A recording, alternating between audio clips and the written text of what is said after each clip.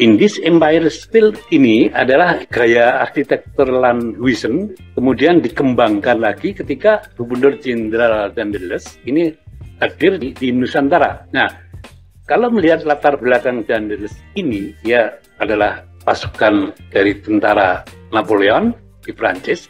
Gagasan-gagasan tentang Empire Style, ya, ini dari Prancis. Jadi gaya arsitektur ini neoklasik, ya, di Prancis pada masa itu diterapkan di Batavia, sehingga rumah-rumah gaya Indie Style ini mengalami perubahan dalam konteks bangunan-bangunan baru yang hadir setelah Daendels di Nusantara ini muncul dalam bentuk seni bangun baru yang disebut tadi, ya, Indies Empire Style ini, ya.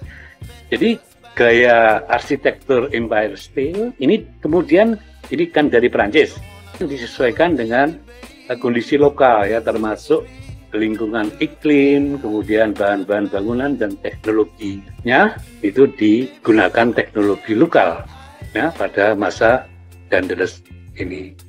Nah, biasanya ada prototipe, ya, jadi karakter ciri-ciri khusus bangunan ini adalah ini, jadi denahnya itu simetris penuh, kemudian temboknya tebal, langit-langit tinggi, kemudian lantainya itu dari marmer, dan biasanya ada ruang yang disebut central room, ya. Ruang ini biasanya berkaitan langsung dengan beranda depan dan beranda belakang, ya, nanti saya tunjukkan gambarnya.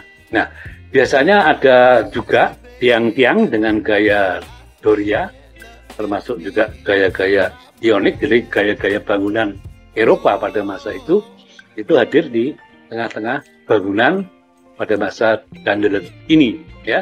Kemudian ada juga di kiri kanan central room itu ada kamar-kamar, dan kamarnya sangat banyak sekali, ya.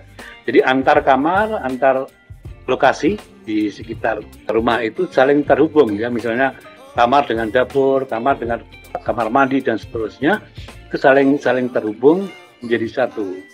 Tuh. Nah, biasanya bangunan dalam konsep ini, ya, itu juga diterapkan di pavilion-pavilion yang biasanya digunakan untuk para tamu dari Eropa. Itu juga menggunakan konsep bangunan ini, ya, Empire Style, ya. Ini misalnya beranda depan dari rumah ini biasanya dimiliki oleh pejabat-pejabat, jadi orang-orang kaya, dan juga digunakan untuk pesta-pesta dansa dan lain sebagainya.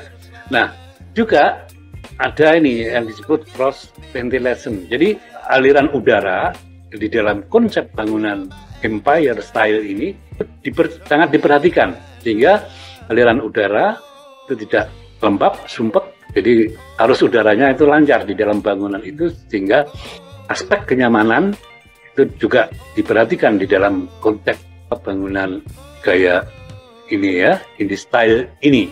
Ini salah satu contohnya. Ini bangunan di Jalan Gajah Mada, ini foto tahun 1860. Ini pengaruh dari Daendels, jadi gaya bangunan baru, ya. Kemudian ada lagi ini rumah pelukis Raden Saleh. Kemudian, nah, ini tadi yang saya sebutkan berada tadi. Jadi ada central room di tengah-tengah bangunan, dan central room ini terhubung dengan ruang untuk keluar dan juga terhubung dengan ruang-ruang yang lain. Ini untuk central room-nya ini, ya.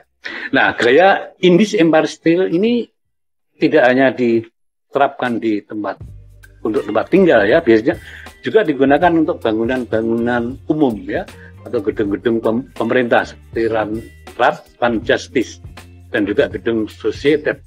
Gedung Society itu gedung untuk bersenang-senang, ya. Kalau sekarang seperti kafe begitu, ya. Kemudian gedung Society ini di kota-kota besar ini bermunculan dengan gaya tadi, ya, gaya Indies Empire Style ini hadir di dalam bangunan-bangunan baru yang digunakan untuk ini, ya, seperti di Batavia, Semarang, Surabaya, dan lain sebagainya.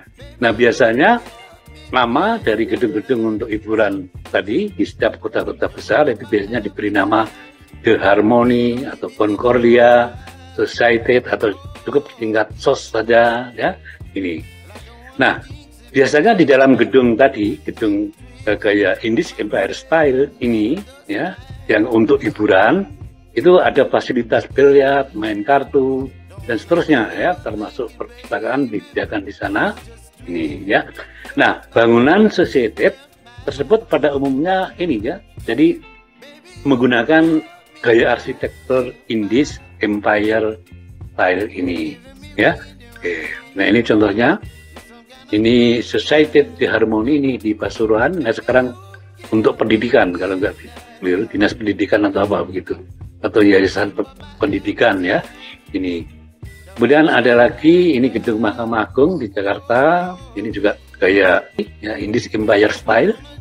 Kemudian ini ada Museum Seni Rupa di Jakarta, juga konsepnya konsep Indies Empire Style, ya. Nah, sekarang coba kita lihat siapa yang menghadirkan gaya arsitektur Indies Empire Style ini. Apakah dia betul-betul arsitek atau tidak? Nah, ini Indies Empire Style ini pada abad ke-18 dan 19 ini terjadi di banyak kota, terutama di kota-kota besar di Indonesia.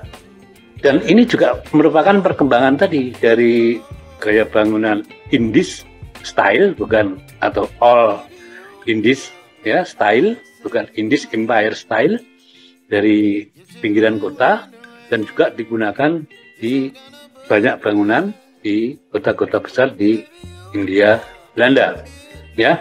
Nah, arsitek yang berpengaruh pada ini seni bangun Indies Empire Style ini diantaranya ada ini HP Berlage, kemudian Moynihan, dan sebagainya. Jadi banyak beberapa arsitek. Nanti akan kita bicarakan pada bagian berikutnya untuk arsitek seni bangun modern, ya. Nah, dari banyak literatur itu menyebutkan bahwa seni bangun Indies Empire Style ini bukan dibangun oleh para arsitek yang sesungguhnya, artinya dia mempunyai latar belakang akademik kearsitekturan, tetapi dia dibangun oleh ini, ya, observer plus. Jadi dibangun oleh pengawas bangunan yang pada waktu itu merangkap menjadi arsitek. Nah, oleh karena itu nanti pada perkembangan berikutnya para arsitek Indonesia modern itu melihat seni bangun Indies Empire Style ini adalah seni bangun yang mutunya sangat rendah, ya, kalau dibandingkan dengan nanti seni bangunan pada masa Indonesia modern, ya, setelah Indies Empire Style ini tergantikan dengan satu gaya atau seni arsitektur yang baru nanti, ya. Nah, kemudian awal abad ke-20 inilah kemudian nanti akan muncul seni bangun Indies Empire Style yang memang betul-betul dibangun oleh arsitek. Nah, ini contohnya, ini arsiteknya, ini Klinthammer dan B.J. Kwandak, ini dari Amsterdam. Ini membangun satu bangunan yang digunakan untuk gedung Nederland Indies Spoorweg-Mits ini, ya. Nah, sekarang kita kenal dengan gedung Lawang Sewu di Semarang. Nah, inilah satu-satunya gedung, ya, seni bangun Indies Empire Style yang dibangun oleh arsitek profesional. Nah, sebelumnya, jadi abad-abad ke-19, sebagian besar seni bangun itu dibangun oleh tadi, bukan oleh arsitek, ya, profesional, tapi dibangun oleh ini, ya, observer plus, jadi pengawas bangunan. Oke, ini gambarnya. Jadi Lawang Sewu ini bangunan yang betul-betul dibangun oleh arsitek profesional dalam konteks tadi seni bangun gaya Indies Empire Style ini, ya.